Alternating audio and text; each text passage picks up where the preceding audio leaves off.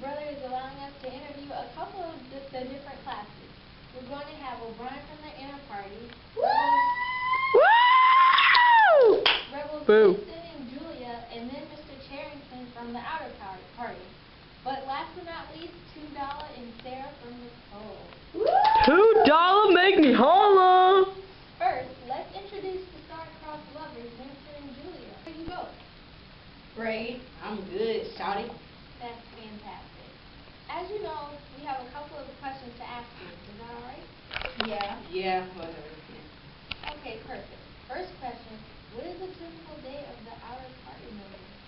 Well, usually I'll go home and turn this telescreen down and, you know, I go to sleep, and when the alarm goes off in the morning, I get up and get ready to do the physical jerks. Then I go out to work in the Ministry of Truth. Once I get there, we assemble in the auditorium, and the video for the 2-minute hate comes on, and everyone participates. After that, I go to my cubicle and start correcting documents that are false. You know, girl, don't get an attitude with me.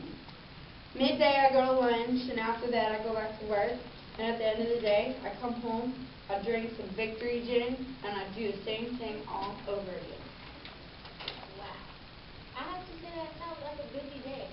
But, Julia, could you explain us what the physical jerks are, and maybe give a demonstration? Yeah, that point, like, sure, of course.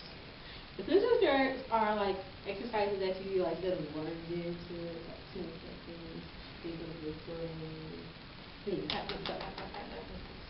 then you stretch it out, you know, bend this leg, then you gotta twerk it out. You know, just some little bit of that this morning. Well, that was interesting. So another question. How were each of you rebellious? Well, I used to rebel with my mind. Those days are over. But this one over here rebels from the waist down. I know you ain't talking about me. Yeah, I am. Hold up. No, girl, sit down before you make more a fool of yourself. Wait. Calm down. I have one last question, and I know the audience has been on the edge of their seats waiting for me to ask it. How did your relationship start, and where is it now?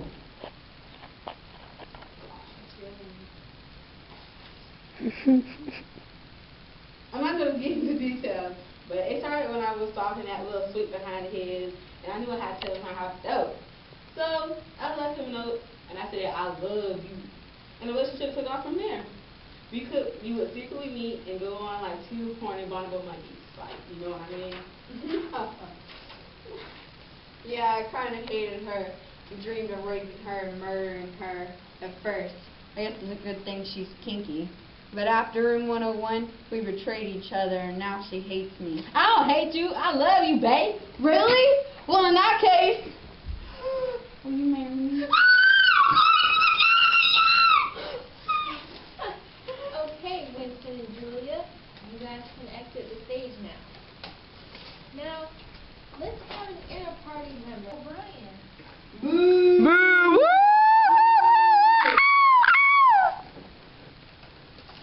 Caroline, thank you for having me on the show today. No, thank you. We have a couple of questions for you. How have you been working for the Ministry of Love this entire time? Well, what people don't know is that this entire show, yes, I have been part of the Ministry of Love. I've been going out there and trying to arrest people for thought crimes. Interesting. Speaking of being a member of the secret police, let's bring out our outer party member, Mr. Charrington. Boo! Boo! Mr. Charrington, do you know Mr. O'Brien? No, sir, I do not. He is a member of the secret police, too? Yes, comrade, I am. Well, it's very nice meeting someone else that is in the part of the secret police, because being outside around town, you never know who's a member and who's not. Well, now that you've met, let me ask you guys some questions that our viewers have wondered at home. First, can you explain to our viewers what it is like to be a part of the secret police? It is very challenging because you have to anticipate people's thoughts. Like, you never know whether they're going to, like, kill someone, give a kid a lollipop, you know, you never know. Yeah, which is sometimes challenging and other times not, because some people are like really easy to read, their facial expressions, and other people are really hard to read and just difficult. Okay. Thank you for the insight. Our audience has a question for Mr. Charrington now. Why did you offer Winston the room if you knew he was going against the party? Because he's a criminal and I had to try and catch him. It's my duty to the party to arrest the people that are going against it, isn't it? Well played, too. It was clever how you hid the telescreen behind the picture. Thank you. Well, thank you, gentlemen, for coming on our show. We're going to send you backstage for now and have $2 from the pros come out. Me holla! Hello, $2. Hey people, I'm $2, you know what I mean? Like $2, no. Okay, and just hit me up after the show, you know what I mean? Yeah. Well, I know what I'm doing after the show, but let's start our questions. How do you know Winston and Julia? Well, you see, he gave me $4. And this one day, so I showed him what it was like to be an experienced woman, you see. And let me tell you, he would never forget me, honey. Okay.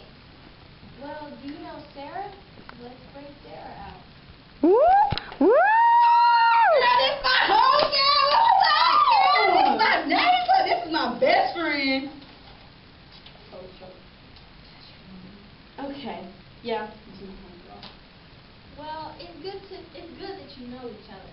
We have a couple of questions for you ladies. What is it like being a pro? Well, honestly, it's great. I wouldn't want to be a party person. Like, when you're a parole, you can do whatever you want, and no one can stop you. Yeah, girl, it's great. I don't know what the other parlayers and men do, but us pros live a life in style and pride, you see? Well, thank you, ladies. Folks, I think that's all the time we have today. Tune in to next week's episode to see an inside peek of the Ministry of Love and maybe even Room 101.